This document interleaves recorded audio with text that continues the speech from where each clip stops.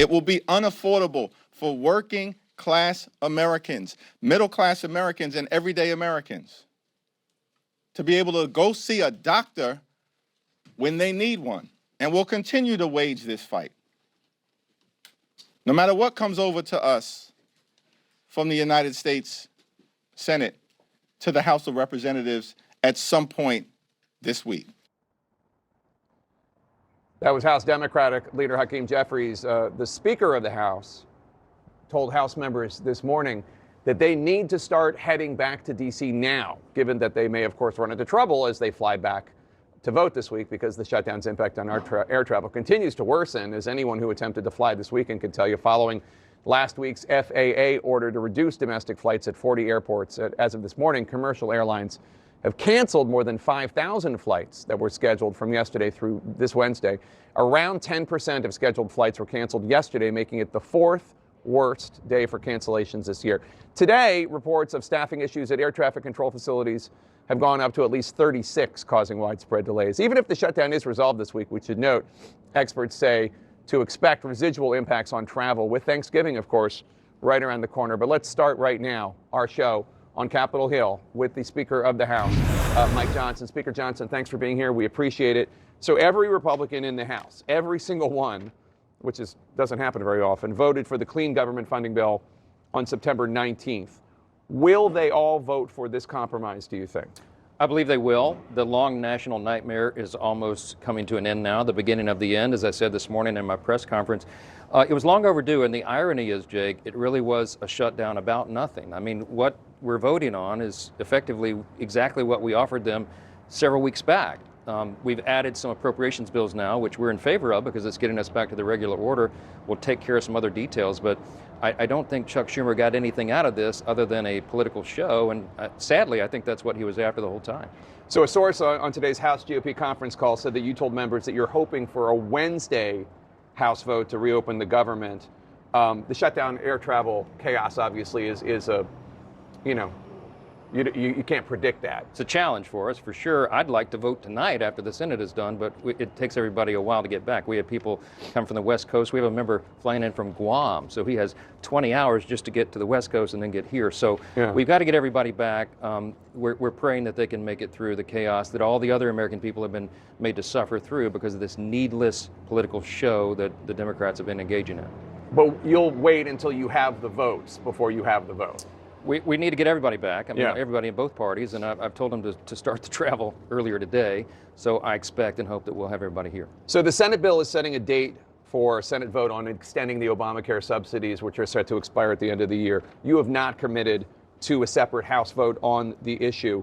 13 of your most vulnerable members, as you know, wrote a letter to you saying that after the shutdown, quote, we should immediately turn focus to the growing crisis of healthcare affordability and the looming expiration of the Enhanced Affordable Care Act premium tax credits. While we did not create this crisis, we now have both the responsibility and the opportunity to address it. That's 13 members.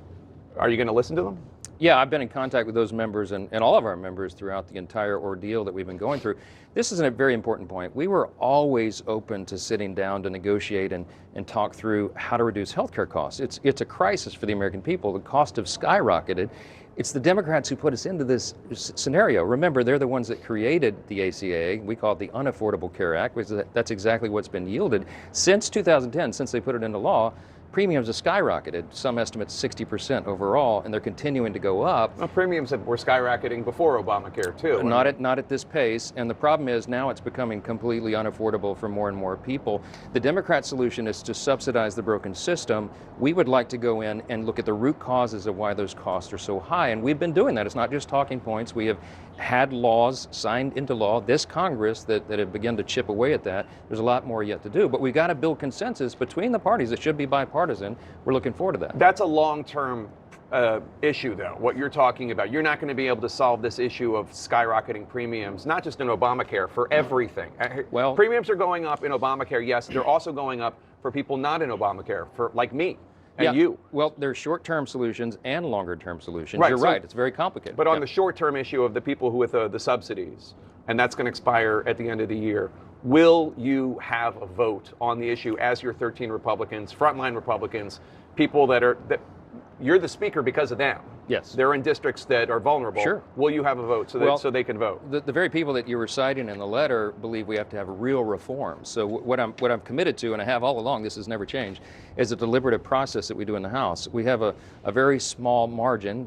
Majorities, whomever has the majority now in this era is going to have a small margin, and so it requires the involvement of a lot of members. See, the problem that I had with Chuck Schumer and Hakeem Jeffries is Leader Schumer was insisting that I go into a back room, Leader Thune and I go into a back room with he and Jeffries and do a four corners agreement to fix this. It's not possible. It was never appropriate to do that on a short-term funding measure. We needed the month of October, November, December to work through this. And ironically, because of his shenanigans, they've now taken all that time off the clock. So we have a lot more important work to do in a shorter time period. Congressman Don Bacon, who's retiring of Nebraska, he's been working with Congressman Tom Suozzi, a moderate Democrat from New York, about this exact issue, about reforms on these subsidies, means testing, having the payments directly go to the insurance companies instead of to the businesses than the insurance companies. Is that something you're willing to let come up for a vote? That's one of many ideas that are on the table. The problem is when you're subsidizing insurance companies, they just jack the rates up even higher. I mean, we've been seeing this over and over and over. So